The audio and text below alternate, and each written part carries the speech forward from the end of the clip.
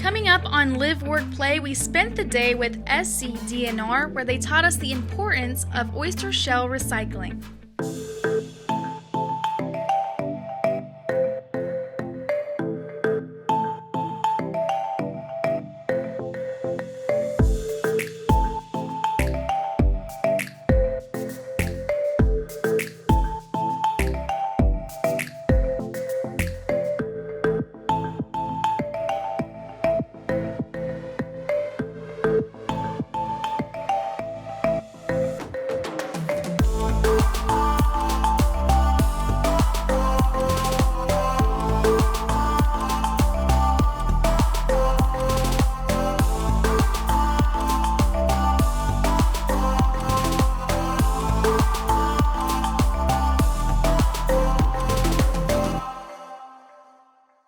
We have a series of proclamations to do tonight. Our first one will be done by Council Member Alice Howard. It is a proclamation recognizing Oyster Recycling Day. Whereas oysters are keystone species and a crucial part of our coastal ecosystem, and the population of oysters have decreased to a fraction of their historic levels. And whereas overharvesting, pollution, and habitat destruction have contributed to the decline of oysters and oyster reefs. And whereas oysters are more than just a seafood delicacy, oysters build reefs providing essential habitats for fish, shrimp, crabs, and other species, and they can filter up to 2.5 gallons of water every hour. Oyster reefs also act as a natural breakwaters that absorb wave energy and protect our shorelines from erosion. Whereas properly managing the state's oyster beds, replanting oyster shells, and maintaining these important habitats is an important way of ensuring that suitable habitat is available for future generations of oysters. And whereas South Carolina has a critical shortage of oyster shells, South Carolina Department of Natural Resources has organized a statewide oyster shell recycling program. South Carolina DNR collects oyster shells from oyster roast events, public oyster shell recycling drop-off bins, and restaurants that participate in recycling shells. Whereas by going to the nearest shell recycling station or a supporting restaurant that recycles shells, Beaufort County citizens have an opportunity to help restore, preserve, and enhance South Carolina's oyster habitats by recycling. Now, therefore, it is resolved that Beaufort County Council proclaims Monday, December 11th as Oyster Recycling Day. Dated the 11th day of December 2023, signed Joseph S. Passament, Jr., Chairman, Beaufort County Council. And thank you for your help.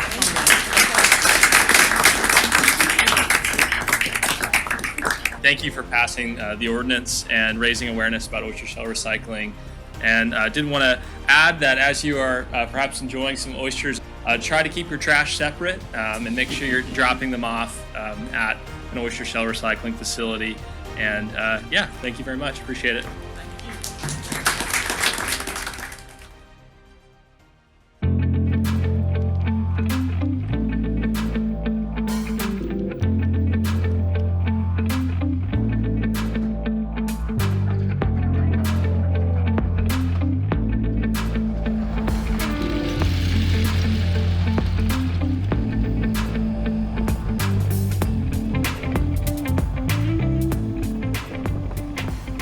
Hi, good morning. My name is Kelly Lambert with the SCDNR SCORE program.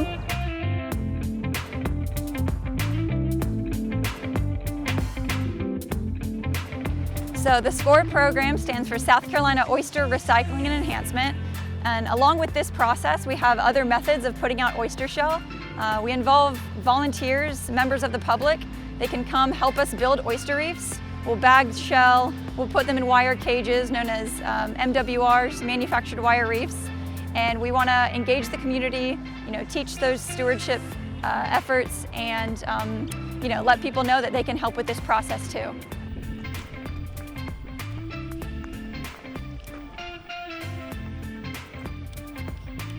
So I've been with the SCORE program about 2 years, and I've been a wildlife biologist for about 6 months or so.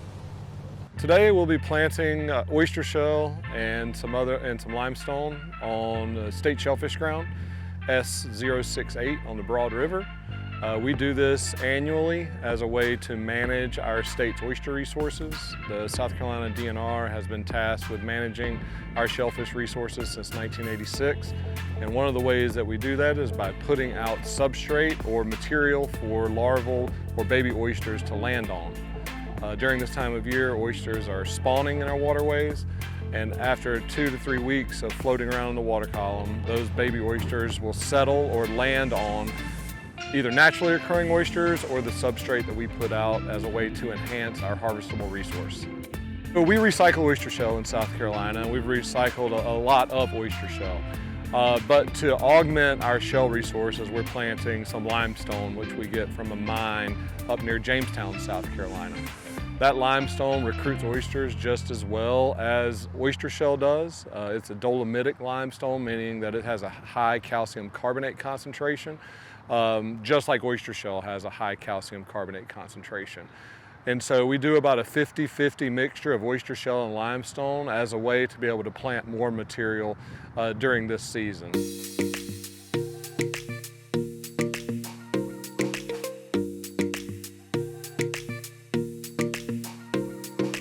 Today we're doing 2 sites. We're planting about 2,000 bushels today. This will help to recruit new oysters, and then it will provide habitat, it'll filter water, and prevent erosion all over our South Carolina estuaries.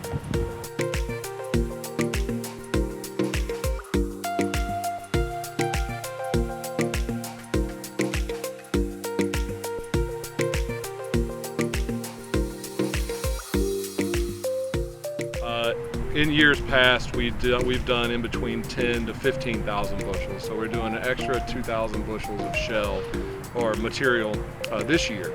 The reason we're augmenting with limestone is some of the shell that we've recycled isn't cured or quarantined long enough, because any shell that is recycled, we have to let it sit for about 6 months before we put it back out into the waterways, so any of that tissue from imported oyster shell dies off, so we're not introducing any different strains of oyster diseases or any aquatic hitchhikers or invasive species into our waterways.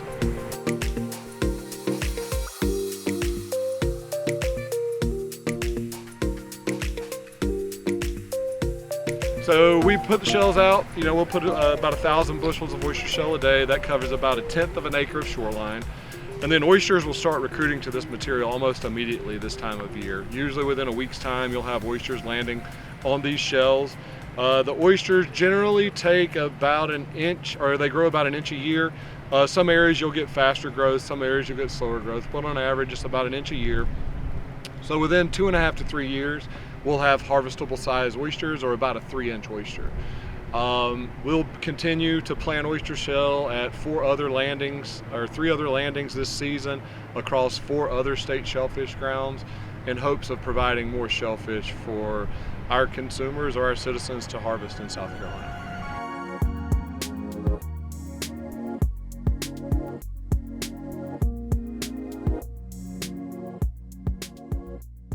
So what I've got here are a few different types of the oyster shells you'll see us planting out here today. Just some of the differences we'll see from kind of different parts of the coast here all along the East Coast. So we have Crassiostrea virginica, or the eastern oyster, and all this shell was recycled from the Beaufort area, either restaurants or oysteros from public drop-off locations. One of the types we'll see here is Gulf shell. You can tell it's very thick, heavy shell. Typically we're finding these in restaurants, as well as these Virginia singles. So they're a little smaller, single oysters by themselves. Typically these are what are being served in restaurants, as opposed to these are our local Carolina oysters. You can see they grow in clusters of blades, and that is because we are in a substrate limited environment. So when these are growing in the intertidal zone as opposed to subtidal, that water, as it's dropping out, allows for this vertical growth of these oysters to maximize that water and that feeding over time.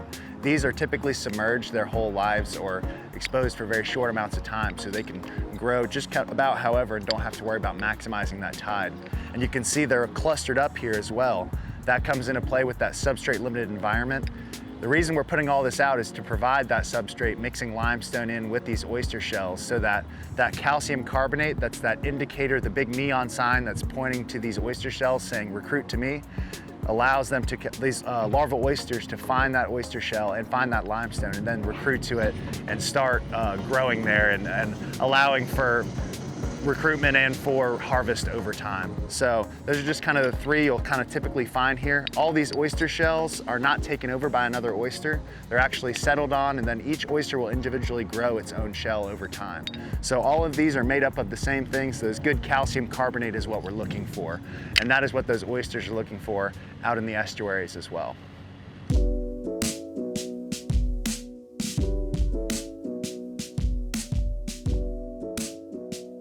So we receive this recycled oyster shell from restaurants and oyster roasts all across the whole state. We have a team of volunteers all across the state that help us collect this shell, and we've got a team of 4 people at the DNR staff that helps us collect the shell. We've got about 30 drop-off sites all over the state where we can collect that shell and get it back in our waterways. So the benefits of recycling your oyster shells, basically whenever you take your oyster shells and you deposit them at one of our 30 drop-off locations around the state, we are then taking those oyster shells out and deploying them anywhere from Murrells Inlet down to Hilton Head here along the coast. And the reason we're doing that, there's 3 main benefits we like to talk about with oyster restoration. That first one is water quality. So one adult oyster can filter roughly 2.5 gallons of water in an hour. And when you multiply that by the amount of recruitment that we're getting on these shells, it's a lot of water quality enhancement that's happening whenever these shells are deployed. Our second big benefit of oyster restoration is habitat. Oysters provide habitat for up to 120 different species of finfish, crustaceans, polychaetes, annelids, worms, and when we think of like trophic cascades and the food webs, you can get anything from those redfish, flounder, things we like to catch feeding on these oyster reefs. You go one level up from that, you get dolphins, sharks, skates, rays feeding on those bigger fish as well. So you're really getting the whole picture with these keystone species here. They're vital to these estuaries. And the third benefit of oyster restoration is shoreline stabilization. So these oysters act as wave breaks for our Spartina grasses and help to kind of stabilize our shorelines and prevent and actually reverse erosion. So sediment will deposit behind these oyster reefs and build up over time, allowing for Spartina to recolonize and take back and grow into areas where it typically is found. So it's protecting our shorelines from these boater activities, from storm surges, all that kind of stuff.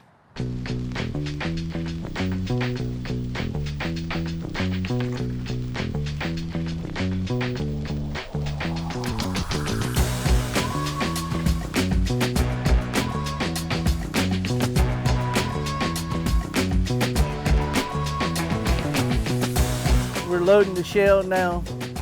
We're going to drive about 3.5 miles upstream, and then I'm going to take a water jet and blow them out on the bottom on the designated spot they have marked.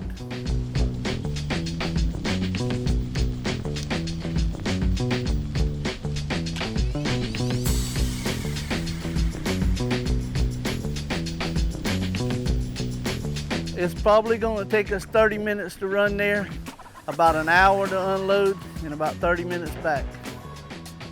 I've been running this barge for about 3 years as the captain. Before that, I was the deckhand for a few years. And I've been in the fishing business all my life.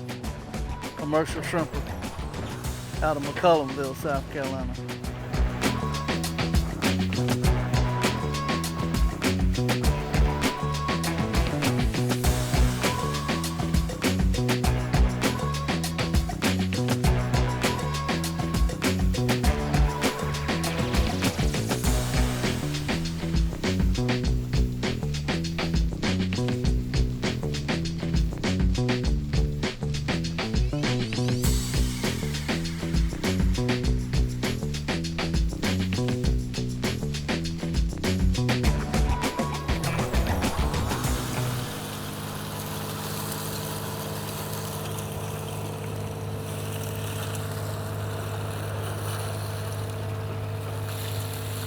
The guys that are on the barge, they're subcontractors of DNR. So that's a privately owned barge. We put the work in Beaufort County out for bid solicitation.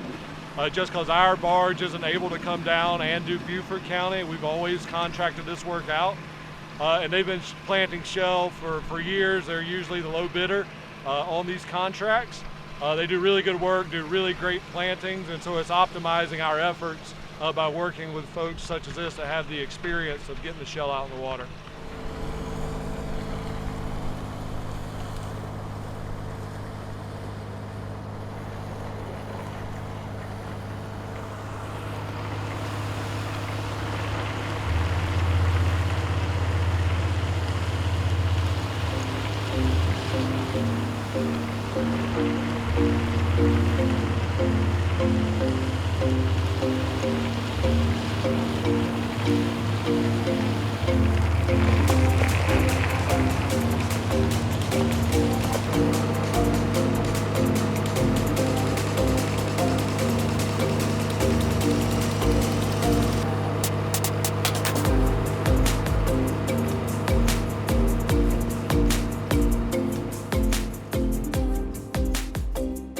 We have a couple different methods of recapturing shells in Beaufort County. We partner with the Outside Foundation and I2 Recycling to where they work with restaurants on Hilton Head to get those shells back. And then in Beaufort, Port Royal, St. Helena, we have some volunteers which go to the restaurants weekly and pick up those shells and then take them to our Oyster Shell Recycling drop-off locations. All those can be found at saltwaterfishing.sc.gov. There's turn-by-turn directions for all the Oyster Shell Recycling drop-off locations in Beaufort County. And we rely on the public to bring a lot of those shells back to us because we can't go around to everybody's house, once a week, like, city trash can to pick up the oyster shells. So by having those convenient drop-off sites, that will allow someone a convenient location to drive oyster shells, and we can go pick up large volumes of shells from those bins. This year we're set to probably recycle north of 36,000 bushels, which will be a record number of oyster shells recycled for our program since 2003. So yeah, we are excited about that. Seeing that growth means that people are paying attention, they're aware of recycling oyster shells, and then that allows us to get more material back out in the water to grow more oysters. Seeing what this shoreline looks like before we put any shell on it, and then watching it grow every year, because we will come out and monitor these sites to see how they're functioning and take samples and see how the oysters are producing, and then ultimately on the harvestable grounds being able to then harvest oysters off of something that DNR grew. On the community-based side of things, working with people of all backgrounds, of all ages, all demographics, with the common goal of getting them involved in hands-on opportunities and showing them that they can make a difference through a few short hours of volunteering with us. And then seeing, the change in their education level after, talking to them throughout a 3-hour span, and then thanking us for the work we're doing and showing their appreciation for the work that otherwise they wouldn't have known was able to be accomplished. And that's a big thing, is exposing people how they can make a difference. Showing them that yes, this recycled oyster shell can be put back out in the water to grow new oyster reefs and to grow harvestable oysters and improve habitats and improve or stabilizing shorelines and all those ecosystem services that oysters provide, and then them being able to see it firsthand through their involvement.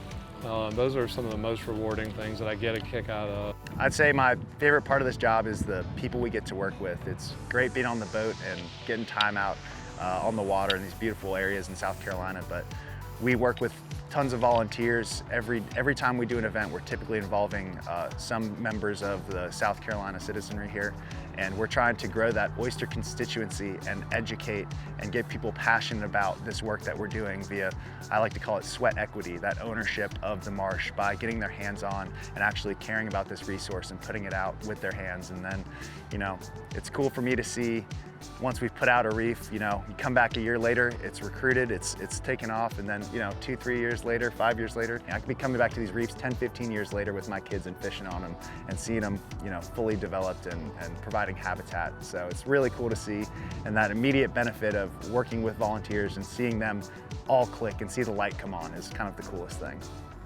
My entire professional career has been on this program since 2002 when I started at the agency, and it had a little bit of everything. I wanted to be a teacher.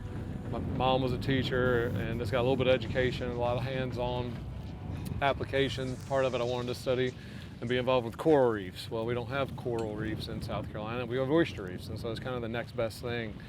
And then being able to go out and spend a lot of time out in the field. You know, it's 50%, actually it's probably 70% of our time in the spring and summer, if not more, we're outside in the field. You know, just doing various activities up and down the coast, working with a bunch of different people. And so, you know, working with students and educating them at a young age, because they're going to be the future decision makers, and seeing them repeatedly and you know, talking to them about oysters one day and about marshes one day, and then getting them involved in restoration and enhancement, and then seeing them years later, or running into one of their parents and they say, oh, my kid volunteered for y'all. And so it's cool that, you know, this program's been around for 23 years now, and when we worked with somebody in elementary school, now they're you know, an adult. So knowing that through the lasting impact of this program, we've been able to work with so many different people. We've worked with, after this season, it'll be about 50,000 volunteers who have donated. It'll be over 105,000 hours, maybe 110,000 hours of volunteer time to the estuary,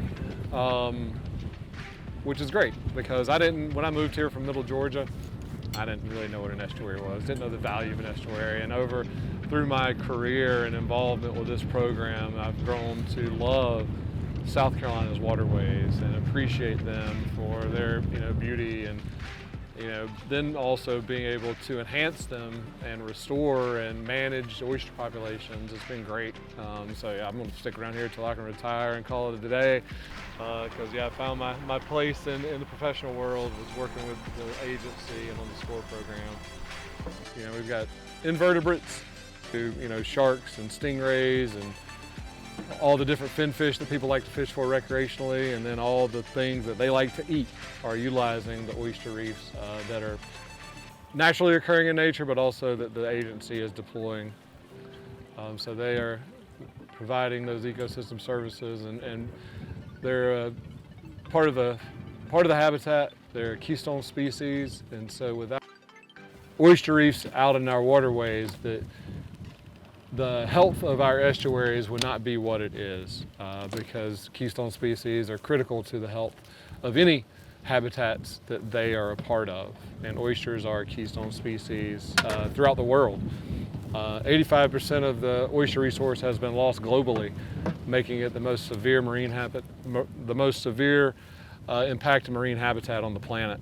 That was a publication that the Nature Conservancy put out in 2009. And so they are a species of concern.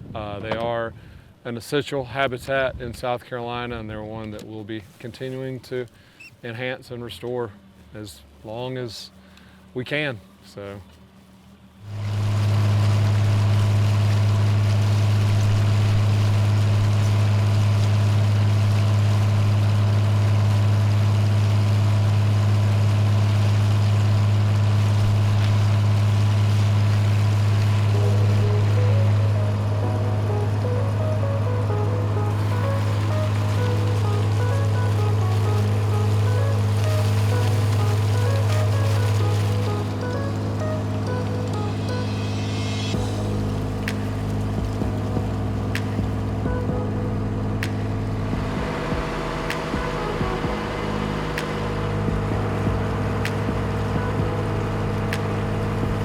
You know, we rely on the public involvement. You know, buying that saltwater fishing license for $15, that helps us to fund the Oyster Shell Recycling program, which then allows us to be the best stewards that we can of our natural resources.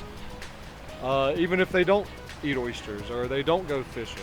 You know, I'm sure a lot of people spend $15 on less, that's less impactful.